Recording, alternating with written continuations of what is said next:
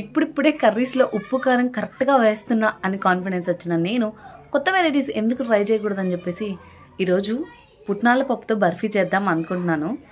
మీరు కూడా చూడండి. మనకి ఎలాగో రాదు కాబట్టి యూట్యూబ్ని ఫాలో అయిపోదాం. ఫస్ట్ ఒక కప్పు పుట్నాల పప్పుని పొడి చేసి పక్కన పెట్టుకున్నా. అందులోకి 3/4 కప్పు బెల్లం అండ్ కొద్దిగా వాటర్ వేసుకుని అవి కరిగి పాకంలో అయ్యాక అందులోకి నెయ్యి యాడ్ చేశాను కొంచెం టేస్ట్ కోసం. ఇప్పుడు ఆ పొడిని ఈ పాకంలో వేసి మిక్స్ చేస్తే అంతే, మన టేస్టీ బర్ఫీ రెడీ. బట్ ఏమైందంటే నేను పాకంలో వేయగానే చిన్న చిన్న ఉండల్లా అయిపోయింది, పిండి ఎక్కువైపోయింది అనమాట. సో ఫ్లాప్ అయిపోయింది మన బర్ఫీ. బట్ నేను ఫ్లాప్ చేయలేదు, నాకున్న బ్రెయిన్ అంతా యూజ్ చేసి వెంటనే వాటర్ అండ్ బెల్లం యాడ్ చేశాను అనమాట. బట్ ఇది ఇంకా పెద్ద అట్టర్ ఫ్లాప్ అయింది. ఎలా అంటే జారుగా అయిపోయింది ఈ టెక్స్చర్లో. సో ఎంతసేపు చూసినా బర్ఫీలా గట్టిగా అవ్వలేదు.